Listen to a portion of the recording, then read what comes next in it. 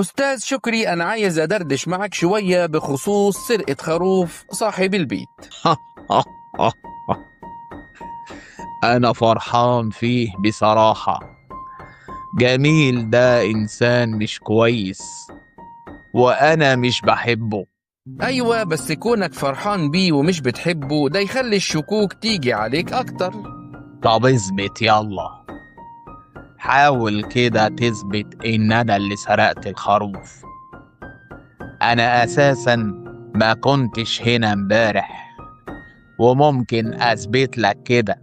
كنت فين امبارح طيب، ورجعت امتى بالظبط؟ أنا رجعت تعبان ونمت على طول، وبصراحة يا ريتني كنت صاحي عشان أشوفه لما اتسرق منه الخروف. طيب شكرا جدا يا أستاذ شكري، أنا هستأذن بقى علشان أحقق مع الجار التالت.